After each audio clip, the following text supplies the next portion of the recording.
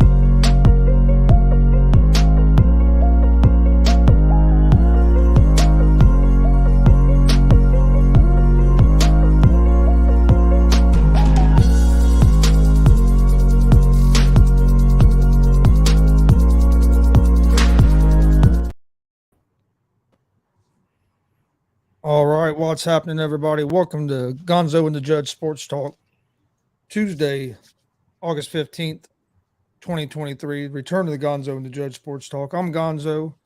He's the sports judge. How's it going, Judge? What's going on, Gonzo? We have reunited. Once again, we have come together, my brother, to do a show. It's great to be back. It's great to see this show being revived. I am glad to be here tonight with you, man. It's gonna be fun. Guess what, ladies and gentlemen? We're back, and this time I think we're here to stay, Gonzo. There we go. Oh, our buddy Glenn says, "Welcome back, Judge. Hello, Gonzo. How's it going, Glenn?" Just talked to Glenn a little bit a while ago. Glenn, what's going on, man? Glenn has been a loyal viewer. Yeah, well, he's been doing some shows with me on Mondays and Wednesdays. Nice. That's good. Who wouldn't want to do a show with you? It's always fun. Yeah, and Glenn knows Glenn is in good with the Pacers and the Fever here in Indiana, and then he's also a big NASCAR guy. And that I watch some NASCAR, but I don't know as much about it as he does. So he's a good guy to have around because he had some stuff to the show that's a little different than what maybe I know or like my dad or just different perspectives on some things. So it's always nice. That's awesome. That's awesome. Yeah, I'm not big on NASCAR or auto racing. But I will say this, though. I do watch Daytona 500 every year. It's a traditional race. It's something my dad and I did together. That was bonding time for us. Every year, we would make an effort to watch that race, that incredible race, and it was always fun. But I didn't sit through the entire race because I found that to be very boring. I would start watching when it gets down to 15 laps. In the final laps, that's when it becomes intense. That's when it would get exciting, and you'll see a lot of crashes, 8-car pileups, and everything. Man, that was some drama right there. That's when you really want to watch. I mean, I guess that's when a casual fan decide to watch NASCAR when it gets down to the final laps or so. Yeah, I like watching it. My problem is a lot of times on Sundays I'm busy and sometimes I'll forget that the race is on because I'll get busy doing something with the wrestling or like right now I watch a lot of baseball. So if the Reds are on, a lot of times I'll watch the Reds before I watch the race. Right. I hear Yeah, you. Glenn It's a was lot at of Daytona. baseball. Glenn was at Daytona back in February, so and he was just at the race over the weekend. Oh, nice. Uh, Here in That must have Indianapolis, been we a had the cool big experience to brickyard. actually be there. That must be a cool experience. Taking in a race, that's got to be a lot of fun. I would think. Buddy Hey, Jerry says go. hey, Buddy I'm Jerry telling says you. go Cubs. Now come on, Jeremy. You know I'm not going to say go Cubs, but Hey, but you I know know what? you're going to say Hey, go Cubs. Cubs, they're on the roll right now. They're on the I know roll. they are, and And Cody Bellinger, man, they're on a he's roll. So I can't. he has gone absolutely crazy. Cody They're Bellinger on a has roll, but bounced back. I can't give the Cubs too much credit, man. I'm a Reds fan. And Gotcha. Yeah, they're in the NL Central. Of course, you can't give them a lot of credit. I mean, wouldn't that be breaking the code, the red code? and Jeremy knows I'm a big Red fan. He's a big Cubs fan. So Man, the Cubs, they look really, really good. They look really, they've been really playing some good. good. Seriously, they've been playing good baseball since the All-Star break. They have been playing good baseball. Reds have been struggling a little bit since the All-Star break. And the Cubs have put it all together, it seems. Now, I guess the big question is it sustainable? Because we all know what happens when October arrives, right? Some of these teams that's hot right now, they cool off and they disappear. And all of a sudden, next thing you know, those teams are nowhere in sight. Yes, that can happen. I mean, and That's what happens in baseball. I mean, well, with the Reds, the Reds got off to a slow start. Reds got off to a slow start the first month of the season. Then they caught fire, and went on that 12-game winning streak and really caught fire. Then came back from the All-Star break, and we've been hitting like 228 since the All-Star break. We haven't been hitting the ball like we was first half of the season, so we've kind of struggled. I mean, we're still right there. I know we fell behind. I'm not sure if the Cubs won tonight. They were playing the White Sox. If they won, I know we fell a little bit farther behind the Cubs because we got beat by the Guardians tonight because we didn't couldn't hit the ball. Got beat, I think 3-0. Gave up a couple runs in the first inning, and then after that, just couldn't do nothing tonight. Our manager kills me sometimes. He changed our whole batting lineup because we're facing a left-handed pitcher. So let's take out our leadoff batter, Friedel. We'd take him out of the lineup, who's our best outfielder, and he's been a good leadoff batter. Let's take him out. And then Will Benson, who's been hitting almost 300 over the last couple months. Let's take him out because he's a lefty and we're facing a left-handed pitcher. He took out like 3 or 4 of our normal starters tonight, all because of a pitching matchup. And then you wonder why you're not getting no offense, especially when you're taking out guys that are been some of your hot guys. Like Will Benson's been one of our hottest hitters. Yeah, but David Bell does things that leave you wondering what the hell just happened. Like what are you doing, bro? He makes moves like that. He makes those WTF moves. And I know for most Reds fans, that has to be pretty annoying because we got a guy here in LA. His name is Dave Roberts.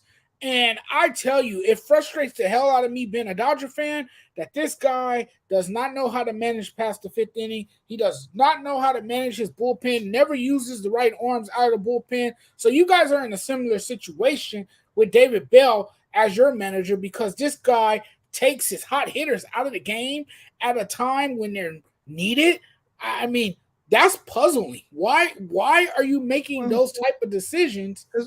I just don't Here's my problem with Bill. He's all about analytics, all about the data. It's all matchups. It's nothing like he never goes with his gut or how the flow of the game's going. That's Dave Roberts. Most of these managers nowadays are. Most of the managers are puppets nowadays. They are.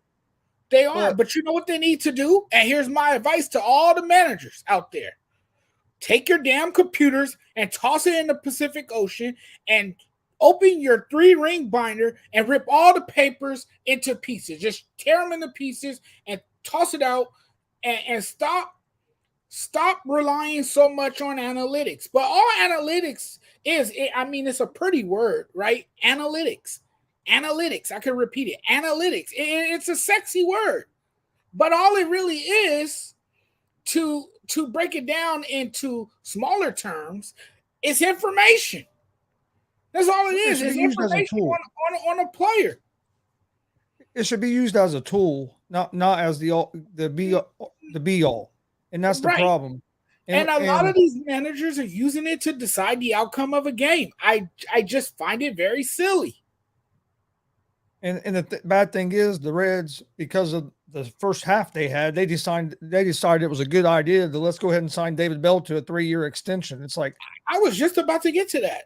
I know. I was just I don't know, about a month ago, I was on the afternoon show and a couple other shows, and they were talking about who was the manager of the year for Major League Baseball.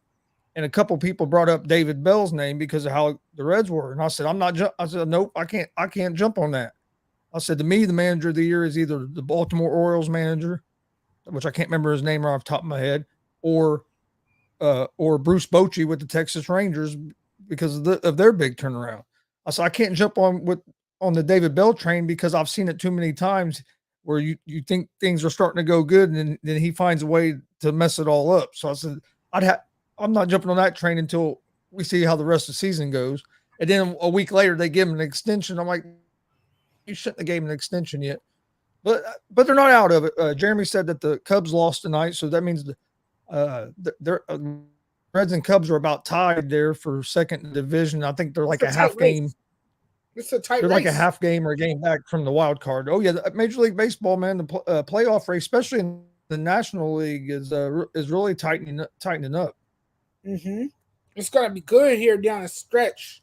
Fasten your seatbelts, everyone, because it's gonna be a wild ride in the month of September and going into the playoffs. Oh yeah, no, I agree.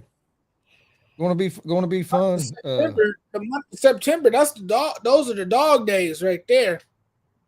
And you got some new teams that are up there that are in contention, which is always nice. I mean, because like Baltimore having a good year, Rangers are having a good year. It's been a while since they've been up there.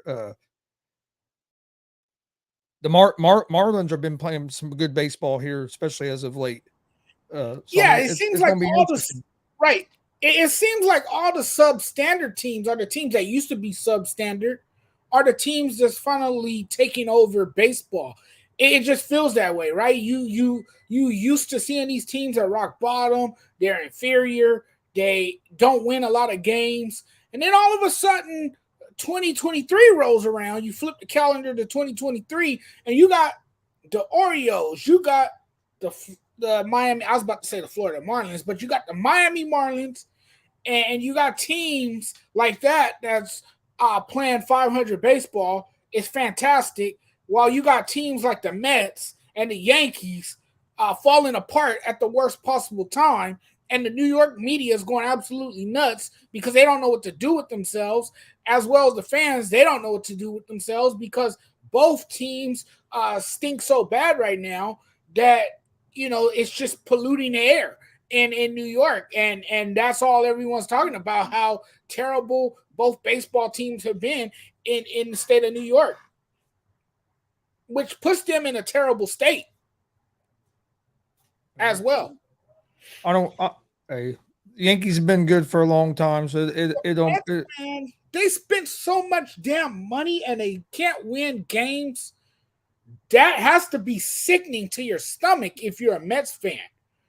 If you're a Mets fan, that makes you not want to go to the ballpark. I'm not going to Citi Field to watch that terrible product that's out there on the field right now. And, I was hearing stories about people saying that they should have moved on from Pete Alonso, that they should have probably traded him, got rid of one of those guys, because it's obvious that you got to break up the core. You got to break up the core in New York and kind of start over. Maybe you get rid of Buck Showalter. Maybe you fire him. I think a good thing that the Mets done was trading away Scherzer and the pitchers, getting out of that, They had an absolute fire sale. Yeah, and picking up some prospects out of that way. I think that was a smart move by them. At least, hey, it didn't work out like you thought. Let's get what we can from it, and they got then go some from building there. blocks. Let's just say they got some building blocks for the foreseeable future.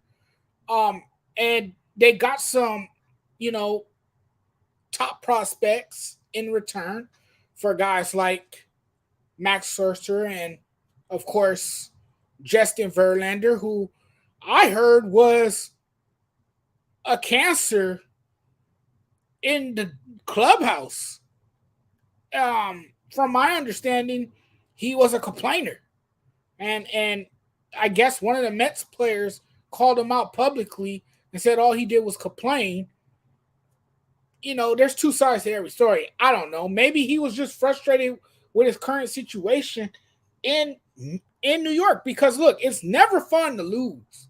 It sucks to lose. It's horrible to lose. And if you're not one of those players that's used to losing, it could be a tough adjustment for you, to be a part of a team that loses all the time. But the crazy thing to me, Gonzo, when you talk about the Mets, this is a team a year ago that won 100 plus games. Oh yeah. How do you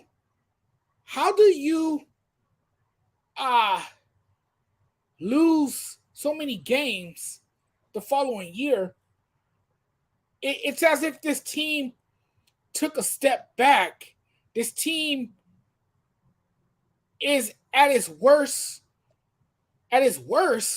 when a year ago this team was one of the best teams in baseball until they got embarrassed in October, losing to a Padres team, an upstart Padres team that barely made it to the playoffs, and everyone was making fun of the Mets. Remember, everyone was saying how they performed a choke job, that they didn't live up to the hype, that this was a very overrated team after they vomited all over themselves and made themselves look silly on national TV, getting swept, I believe. Didn't they get swept by the Padres in that series? I mean, it was absolute garbage. It was an awful display of baseball by the New York Mets. I believe they got swept in that series. I think they did. Yeah, I think so. I'll tell you what, real quick before we move on to some other stuff, but one thing about baseball that I do like, I like the rule changes that they made this year. It's made the game, I think, a better product to watch, a more exciting product to watch. You're seeing more runs scored, start seeing more stolen bases. I think we're seeing even more bunts. Since they've done away with the shift, I like the pitch clock. I think that's worked out real well. Cuts down on some just the dead time in the game. I like the pace of the game, but I think this year we're seeing a more exciting product put out by Major League Baseball, and I think it's going to even get better as everybody keeps getting more used to the changes. And I think they're going to make some more tweaks. Like I think there's going to be even some more rules on the shift where right now you can't go past second, but I think they're going to change that where you can't even go over that far. I think you're going to end up seeing that changed a little bit. But yeah, what are your thoughts on the rule changes? I think it's helped baseball, and I think it's a more exciting product to watch. At first, I wasn't a fan of these rule changes, and I'm a person, Gonzo, that even though change can be good and not necessarily bad, I'm not one of those who adapt to change real easy. And I know change is not always a bad thing, as I just said moments ago. At first, I didn't know how I felt about the league introducing a pitch clock. Some of these rules that they implemented, I thought it was kind of, taken away from the game of baseball. I thought it was ruining the game of baseball, some of these rule changes. And I just didn't like it because for so long, this is how we come to know baseball. without these, you know, nonsensical rules that was put into place. Now, has it been beneficial? Absolutely. Has it uh, sped up the game? Sure, it has. And if you want to attract this younger generation, which is baseball's ultimate goal, it seems, then yes, you're going to have to make some changes. And one of those changes was the pitch clock, because what it does is speeds up the game. It makes the game faster. Now, the only issue I have with it is that I don't get a game sometimes until 10 o'clock at night. Sometimes the game ends at 9:30, or it ends a little earlier than expected. And I'm sitting there, okay, this is it. There's no more baseball for the night. So that's the only issue I have with it. But now baseball doesn't feel like one of those uh, sports that takes forever, because sometimes, man, a baseball game can really drag on. It can drag on, and now with the pitch clock, you got some more organization. The games are not so long. Uh, you don't have pitchers standing on the mound too long, holding on to the ball, trying to figure out what they're going to throw next, or they're going back and forth communicating with the catcher. You don't see all of that anymore. It's a different game. So the rule changes are not that bad, but at first everyone was, in an uproar about it. They were upset about it, but now I think everyone seems a bit content and not so much discontent about these rule changes, because now they're seeing how it has had a more positive effect on the game of baseball. Yeah, no, I agree. I like it. It seems like we're not just seeing all home runs and strikeouts anymore. Seeing a little bit more base hits, a little more small ball. I like that stolen bases are up as well. So no, overall, I like it. I think playoffs are going to be real interesting this year. Uh, and like I said, the playoff race, especially in the National League, is really heating up. So it's going to be a fun I think a fun September and October for Major League Baseball. Yeah, it's gonna be a fun postseason. I can't wait to see what the Dodgers do now. As you know, I'm always prepared for a letdown. Just to let you know, I'm always prepared for the Dodgers to find a way to screw it all up, which they usually do. In October, October hasn't been kind to them. They still haven't found a way to exercise their demons. Um, and it's been a lot of dark days in October for the Dodgers in the past, and you know that too. It's been bleak for the Dodgers, and their bleakest days haven't come yet. Yes, the month of September and the month of August is usually when the Dodgers kick ass. And then when you flip the calendar to October, that's when the Dodgers, man, they just disappear. It's I'm like just it's hoping. like that magic got stolen from them or something. I'm just hoping I'm just hoping that my team, the Reds, can uh, be playing a game in October this year. It's been a while. Uh, Yeah, Mike Hughes said. yep. It's been a Mike Hughes while for said. the Reds. Mike Yep. Hughes said. How did we lose to the White Sox? Yeah, Mike, I feel your pain because the Reds lost to Cleveland tonight. So feel your pain on that. Then he said, Well, the Yankees were four pretty World Series lackluster against the White in the Sox last too. 8 years. What is bleak about that? Must be nice. I'm He's telling talking you, about the Dodgers there. hey, when you don't finish the job, then everything else goes out the window. It to me, it's an epic failure if you don't cash in. You got a team that talented. I mean, that's a terrible way to waste that talent.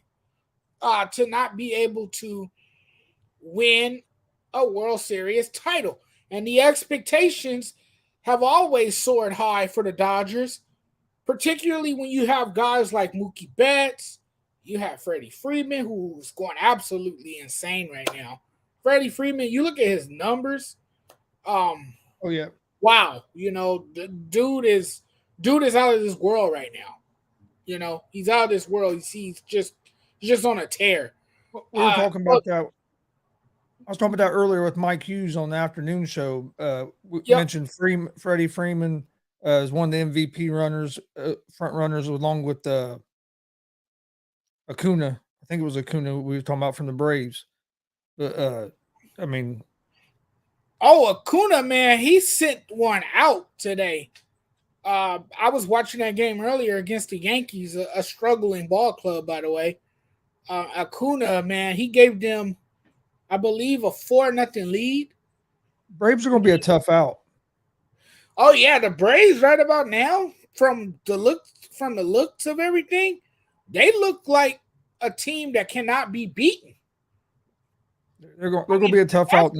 That's how consistently well they have played lately during this stretch. They have looked impeccable. Like they are just the team that you don't want to face right now. I mean, if the playoffs were to start today, you wouldn't want to face this Braves team because this Braves team is just awesome. They're an exciting bunch. Um, their pitching is pretty solid. You're getting production out of Ronald Acuna Jr., who's having a fantastic year. It's nice to see. To me, he's one of the brightest stars in the league. And I said a few years back, he's what baseball need. They need a superstar like a Ronald Acuna Jr. Because he brings that excitement to the game of baseball. And he's enjoyable to watch, like the rest of this Braves team. But yeah, you're right. The Braves are going to definitely be a tough out. They're not an easy team to beat, and they will pose a threat in the NL. Yeah, they're looking like the cream of the crop right now in the National League. I mean, it wouldn't be a bad prediction to say they can go all the way and win the World Series. Well, they won a couple. When they went to the World Series a couple years ago, they didn't even have Acuna. You know what I mean? That's what was crazy. That's was because he got hurt, Yeah, and then they yeah. kind of that's when they started taking off, and then now he's back, and he's Yeah, he suffered that devastating injury. Yeah, that kept him out all season. That was a huge blow, and they still managed to go deep into October and get to the World Series, and they won the whole thing. But you had guys like Freddie Freeman, you had guys like Swanson, you had guys delivering. Swanson I know is with the Cubs now, but still, you had those guys. They were producing. They were, um, doing everything necessary to help their team uh, clinch that World Series title that Braves fans had been longing for a very long time. That was their first championship since 1995. yep, oh yeah, and they're looking like they might be on their way to another one this year. But the Rangers aren't going to be a tough out of the American League either. So I mean, it's going to be interesting. But right now, I would have to agree with you. Right now, I'd have to say the Braves are probably the favorite, at least, just the way they've been playing consistently. Right, right. Yeah, Oh, they I are know the you're. I favorite. know you're a big NBA guy. So let me get your thoughts here on James Harden. Oh God, I talked Well, about him he last opted, night. he opted into his contract or opted into that max extension with the 76ers only to then demand a trade. And then now he was at a basketball camp, said Daryl Morey as a liar and that he'll never be a part of another organization that he's a part of again. And this comes out like a day after the Sixers basically said they're taking him off the trade market and that they're going to keep him because they ain't been able to find a deal that they like. Um, to me, man, it's just getting old with Harden. It seems like dude's never happy. He's always crying about something. I mean, him and Moore used to be best friends, and now he's doing this. But even in Houston, when he there toward the end of the time in Houston, what did he do? He showed up out of shape, overweight, out of shape because he wanted out of there. Gets sent to the Nets, then didn't like it there. kind of forced his way out of there, got over to the 76ers and reunited with Morey. And then now he wants out of the 76ers, wants to go to the Clippers, which I don't even know why the Clippers would want him. But don't pairing him and Kawhi and Paul George together, to me, don't make no sense. You got let's add another guy that has trouble staying healthy. That's what the Clippers need, is another guy that can sit on the bench. So it's I don't know. We talked a little bit about it earlier, but it's just getting to be a old subject to have to talk about or to be talking about Harden and all his trade demands all the time. It's laughable to me. It's laughable to me because in a sense, James Harden is one of those guys that you give him a basketball and he's gonna over dribble, right? He's gonna be this ball dominant guard that wants to jack up a lot of shots and don't want to share the wealth with anybody else because he wants to be the hero. And when he's not the superhero and when things are not going as according to plan, all of a sudden James Harden says, you know what? I don't think this is for me. I don't think I fit here. I don't think I belong in this city. So then he requests a trade, and then he says he wants to go play for another team so he can go there and destroy team chemistry, something he's done everywhere he's been, because it seems like James Harden has been a problem child. Yes, I said it, a problem child everywhere he's been. He cannot get his act together. He acts like an impetuous child, and that's what he's acting like here. How are you going to call a man? How are you going to call Daryl Morey, who looked out for you all these years, a liar? You're going to call a man that actually gave you a bevy of opportunities to excel and to be this superstar player on a team that is playoff worthy, on a team that has a chance to win it all? I mean, the Sixers weren't too far off last season. I mean, let's be honest. Even though they looked like crap in the playoffs, they still reached the playoffs and they still managed to get to the second round. You know, a lot of that, yes, falls on Doc Rivers because we know that he has led teams that can never get over the hump. But James Harden is old news now. James Harden is old news. What has he done in the playoffs? I'll wait. Oh, that's right. He's gone AWOL on his team. There's been many times that this guy has gone completely missing on his team. Maybe that's why the Sixers fell short, because he was nowhere to be found. He was in the lost and found somewhere. You know, everyone was looking for James Harden. It was like reading that book that you read as a kid. Where's Waldo, right? Where's James Harden? We can't find him. You know, and that's what happens every freaking year in the playoffs. The dude never lives up to the hype. You know, and this is the same guy that moaned and complained. How are you going to bemoan that you want to be a max player, but then you decided to take a pay cut? Now, does that make sense? You sound a bit contradictory there. Like you're confusing me. And I talked about this in my video. Like, you're confusing me. You know, I think what it is that he has become a headache. He's a headache, right? He's I don't want to say a nutcase. I don't think that's the right word. I don't think that fits his description. But I will say that he is a diva.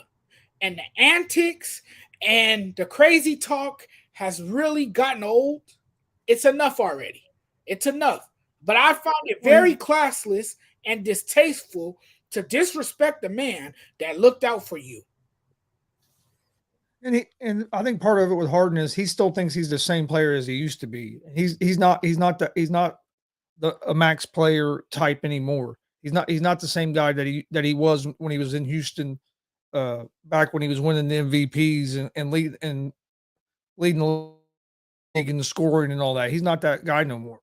And like you said, in the playoffs, he disappeared. He disappeared, especially in the last couple of games of that last series. John Suggs said, send him to the Knicks for R.J. Barrett and Julius Randle and call today.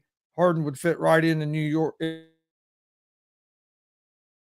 In New York, in the New York I don't know if he'll fit in New York. He'll get run out of town real quick. If anything, he's requesting a trade out of there.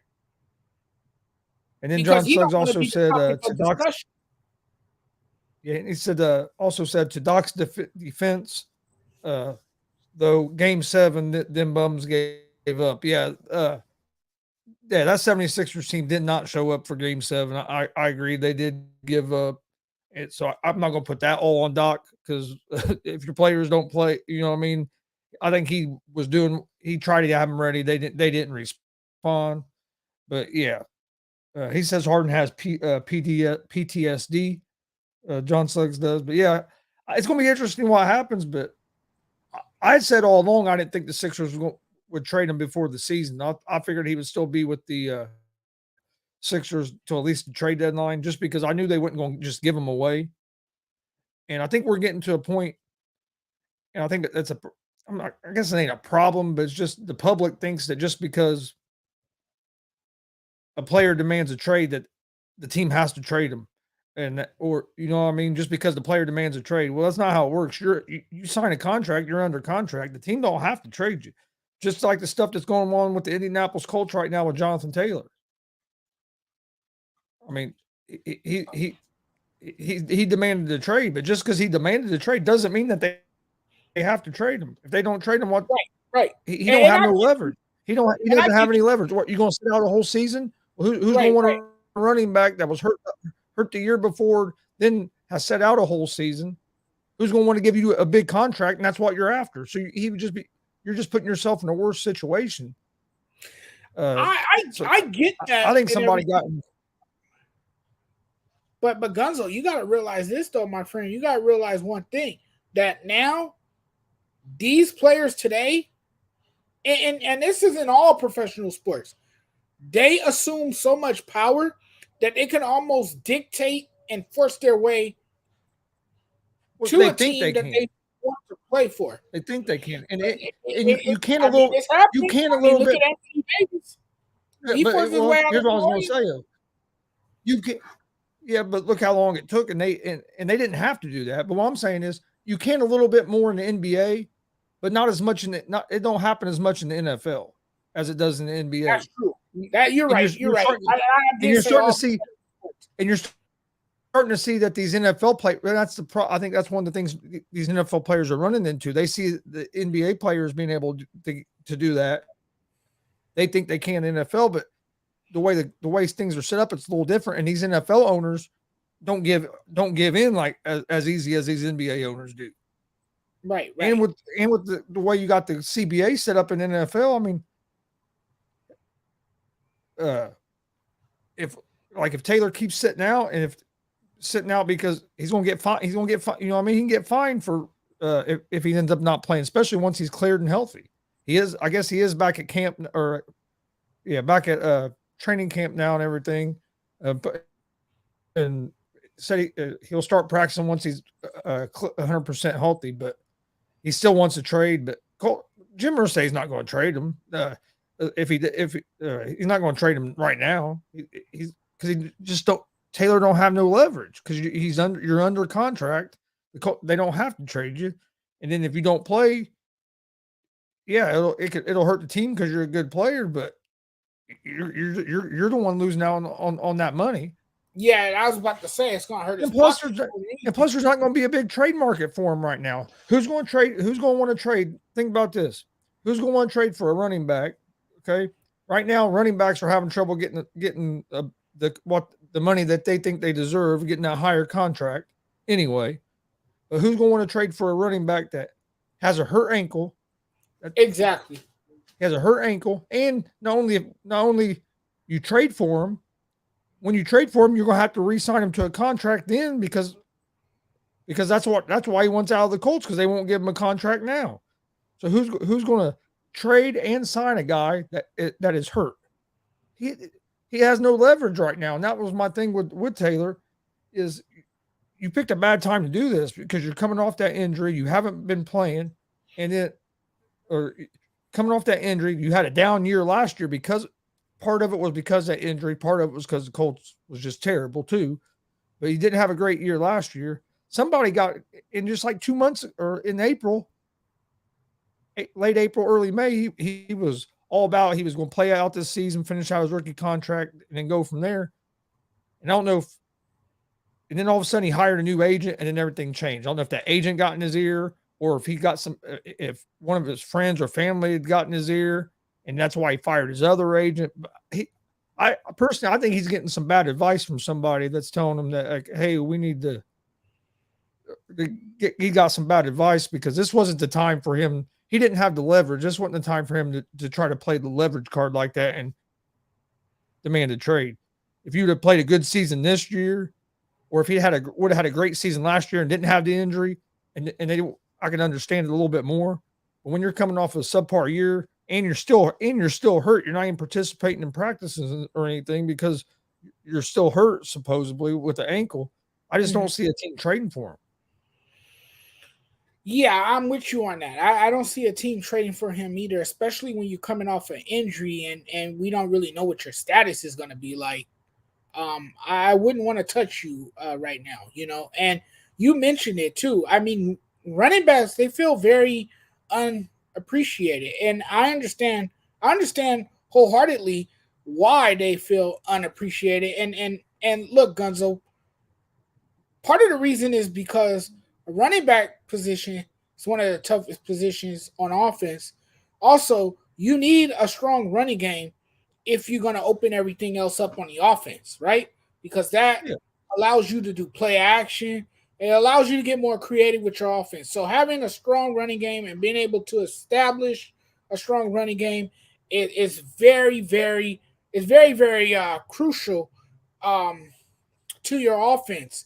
But running backs have a short lifespan in the NFL, which is why it's the most devalued position in football. And so a lot of these running backs feel like they're being left in the dark, that they don't get the respect that they deserve, that they don't get the recognition like a receiver does, or like a quarterback does, or like a linebacker, or somebody of that nature, So yeah, it's tough. It's tough to be in. But Jonathan Taylor, yes, he really doesn't have the leverage. He doesn't have the say so. Obviously, you're not going to get the best production from him if he's unhappy, and if he wants out. You never really get the best production from a player, so that could be a problem. And if he doesn't play, which I don't think he will, because that would hurt his pockets too much. I think he's going to go out there, but I don't think he's going to give it his all. Well, and the thing is, though, if he comes out and he don't give it his all and don't play well, he's hurting himself, because who's going to sign him to that big contract that he wants next year if he come off a bad year this year? You know what I mean? Point. So if he does play and he don't give full effort, he's hurting himself negotiating with other teams when he's able to. Yeah, that's a really, really good point. I mean, so he gotta kind of stay even kill, play his cards right, and stick it out. What do you think about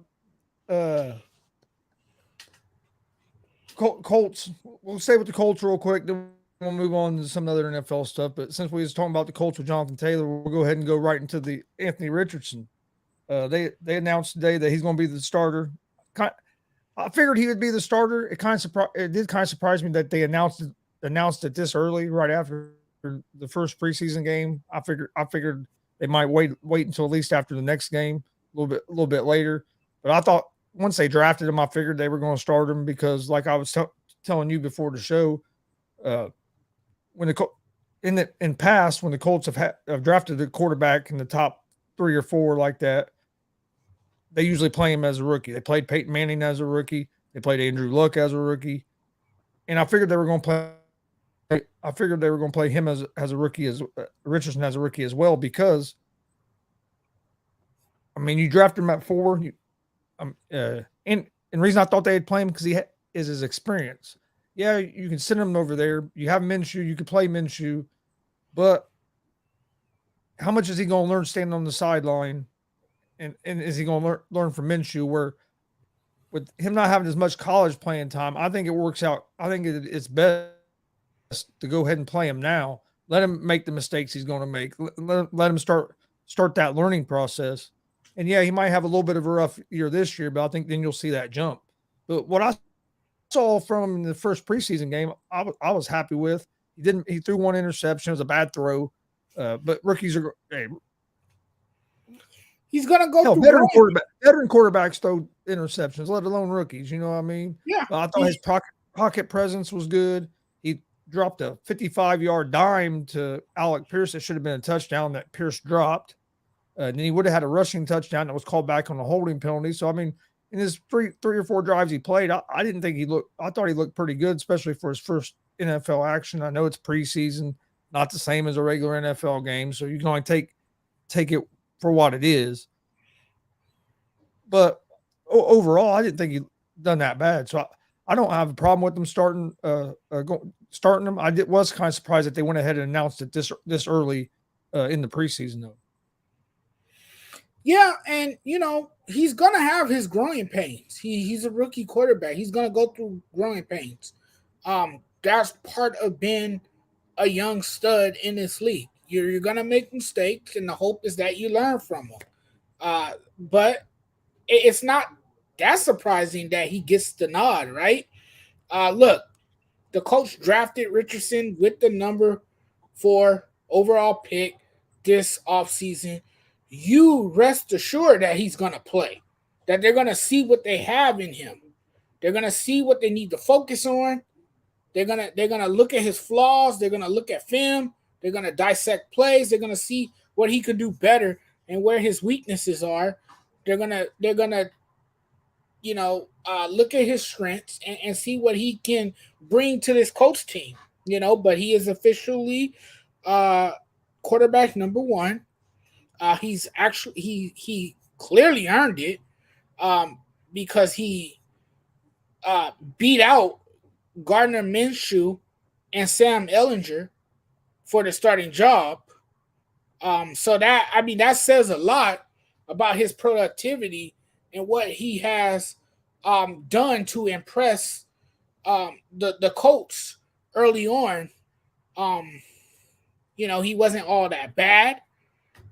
Like you said, I think you mentioned his numbers. He went 7 for 12 with 67 yards and 1 interception. He added 2 carries for 7 yards, so he's very versatile. He's able to, also scramble and escape the pressure and get out of the pocket and all that good stuff. Now, he's not a polished quarterback. He's still unpolished. But that will come in time. This guy is gonna continue to grow. He's gonna improve over time. But you got to be a little bit patient with him because yes, he's gonna have those moments where he makes mistakes and where he looks bad, and there's gonna be people out there saying that hey, he's a bust and all this other talk that he doesn't belong on the Colts team. You're going to hear people saying that he shouldn't have gone this high in the draft. You're going to hear all of that if he makes a number of mistakes, but that's just how it is. That's part of being in the spotlight. That's part of being in the public eye. You know what I'm saying? So, I mean, that's one of the things. I'm just glad the Colts didn't take Will Levis. Who? Levis. Oh God! That was who everybody was talking before the draft. They were. Oh man, that guy's in bust territory already. Man, I didn't want Levis. If they were going to take a quarterback once Stroud was gone, I was fine with Richardson if you were going to take a quarterback that high. Now, it also would have been all right if they would have decided to maybe trade back and then took a different quarterback. Because I didn't think this year's quarterback class was the greatest. Next year, I no. think you have a better quarterback class coming in with Williams and May, and so if they would have went that route, I wouldn't have been mad. But if you was going to go with a quarterback at 4, and I thought they were going to, I thought Richardson was going to be about the best available. I didn't. And I know Richardson, is he a project? Yes, he has stuff he has to learn because he hasn't played a whole lot of football, but I think he has a lot higher ceiling than what Levis did. And I figured I didn't think Stroud was going to be available at 4, so I was hoping it was going to be Richardson if they were going to take the quarterback because I wasn't sold on Levis at all. I was kind of hoping that if they were going to instead of Levis, I would have rather see him move back and got a guy like Hooker or somebody like that later in the first round.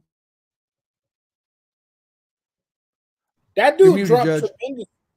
He dropped tremendously. Levis, he was waiting for the second day, wasn't he? He was still waiting in the green room. Oh yeah, right? yeah. We had fun on draft night because we were doing the show. And he was waiting for a while. We were doing a draft show with Frankie and them, and they were all giving me crap about the Colts was going to take Levis, and when the Colts didn't take him, he got up to the Patriots. I said, "Watch, Patriots are going to take Levis, Frankie." we had a little bit of fun with that, but yeah, he just kept dropping. Yeah, and there was rumors that he was going to be the number 2 pick, number 1 or number 2 pick. Some people thought, and I'm like, man, I don't know. I like to give these players a chance to show what they are capable of doing and see if they can showcase their talent and see if there's flashes of maturity and all that stuff. But sometimes you just can't believe in certain players, and it's just like Will Levis is one of them. Like you can't trust him to lead an offense. I'll just say that because I don't think he is skilled enough and capable enough to do so. And John makes a good point on here. He said, of course you start him because if not, y'all be like the 49ers with Trey Lance, which we're going to talk about Trey Lance here in a minute as well. But and then he said I would have went after Stetson Bennett from UGA personally. And I'll tell you what, I like Bennett, and I talked about him earlier today. He's one of my sleepers out of these rookie QBs that could, if he. Now, don't get me wrong. I know he's not in a position right now where he's going to start, but being with the Rams, you got a guy in front of you like Stafford that has trouble staying healthy. If Stafford gets hurt and Bennett does get a chance to get in there in the play, I think Stetson Bennett could surprise a lot of people. He seriously got overlooked. I don't know why. He got kind of disrespected coming out of college. I mean, you're talking about a guy, a 2-time national champion, and then a lot of people didn't like him because he was too old. Okay, he's 25 years old. Okay, I understand that. Okay, 25 is a little old for a rookie, but thing is, he still could play 10 or plus more years for you at quarterback. Yeah. You'd be drafting him and he'd only be there for like 4 or 5 years. We're seeing these guys. We're seeing these guys play till they're 35 years old or later, and he looked good in that first preseason game as well. I think he's a guy that people need to keep an eye on. If he gets a chance to, if he finds himself in a situation where he gets out there on the field and gets to play, which very well could happen, because like I said, Stafford we know can be prone to injuries, and with some of the weapons that you do have there with the Rams, I think Stetson Bennett could end up being a sleeper pick out of this draft that could exceed people's expectations. Well, they slept on him as a walk-on.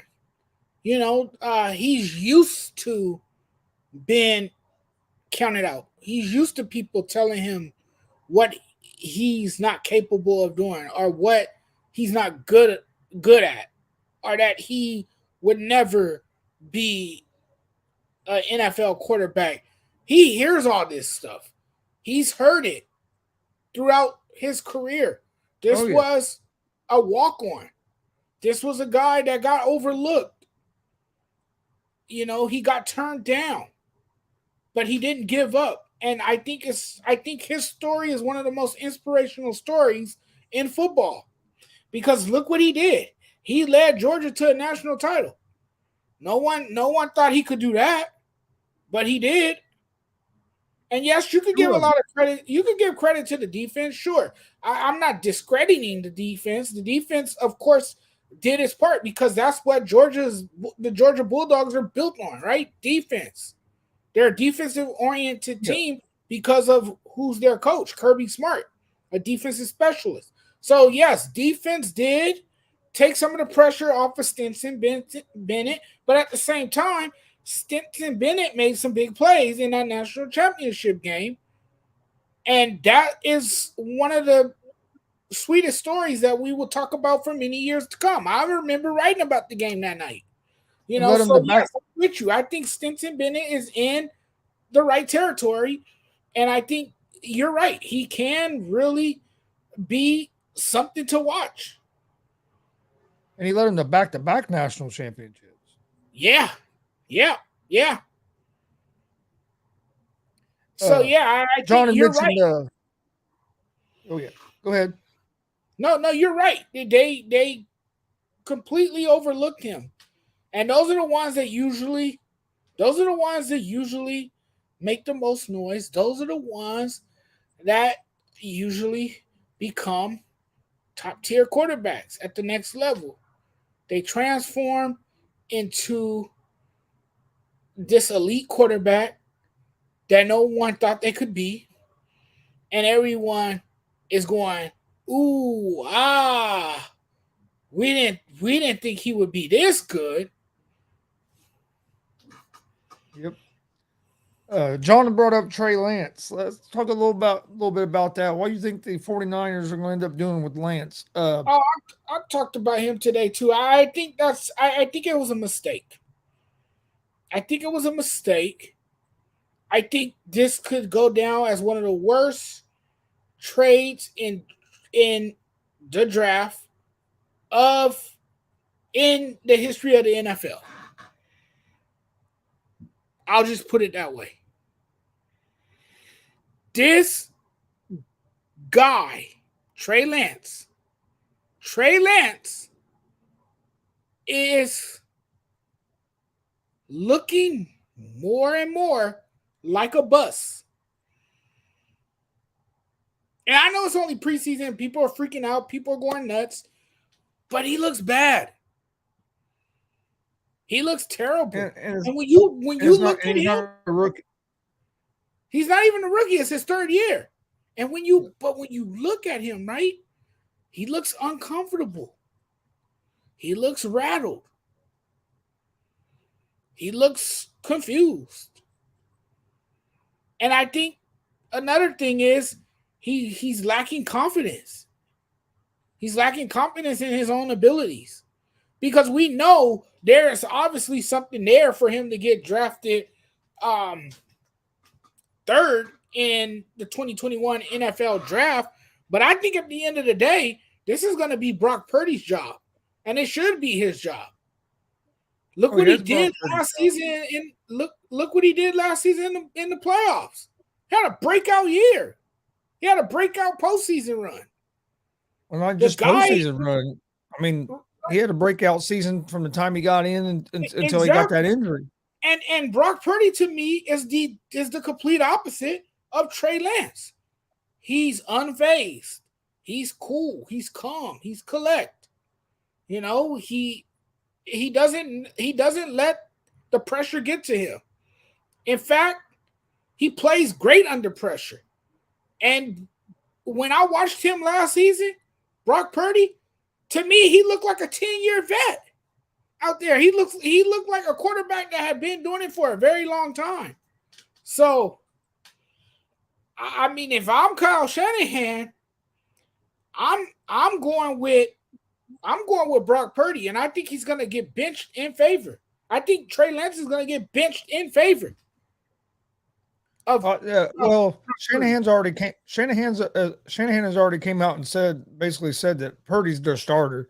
Purdy's going to be their starter. He needs to be. Lance is battling Darnold for the backup job. Is what's going to go on there. And Sam Darnold was a third pick. And like John Suggs said, when you battle Darnold for QB2, says a lot. I think with Lance, for one, he was severely overdrafted. He should have never been drafted number 3. Yeah, he was drafted too high. Hadn't played much football. He sat out a year because of the COVID situation. And hey, I'm not holding that against him, but I mean, you lose experience. I hadn't played a lot of college football. They overdrafted him. He gets in there, and then he gets last year. Didn't look comfortable when they decided he was going to be the starter last year. Got hurt. But yeah, Purdy's going to be their starter. I think this was brought up. Actually, Pac-Man Jones talked about this on Pat McAfee show earlier today. And when he said it, it made a lot of sense. He said he thinks that, and the 49ers aren't going to do it, but they should. They should play Lance like the whole preseason game. Play him for 3-4 quarters. Try and you hope that he plays a little bit better than what he's been playing, and then maybe try to get his value up a little bit so for a trade or something. Because right now, nobody is going to want to trade for him. So you're kind of in that situation. So and what he needs some playing time and some experience. But yeah, they got Purdy, that he's going to be their starter. I think Darnold's going to be their backup. I think Darnold's going to beat Lance out for the backup job. And ain't like Darnold's a world beater or anything. We've seen and Trey Lance moved to the third string. Yep. Trey Lance moved to the third. That says a lot right there. That says a lot about. That's what I think is going to happen. I think he'll either be the third string or he'll get traded. I think Darnold. Yeah. I think Sam Darnold will beat him out for the backup job. Yeah, I agree with you. I just don't think Trey Lance is ready, and I don't think he'll ever be ready. I mean, I know that sounds a bit harsh for a lot of people, but I just don't think he's cut out for the NFL. I just don't think if you can't succeed in a quarterback-friendly system, then where else can you? Oh, yeah. You're in a quarterback-friendly – you should be in a quarterback-friendly situation. You should be taking advantage of this. And that says a lot if it's a disadvantage for you. Well, you're not going to get in a much better situation than San Francisco.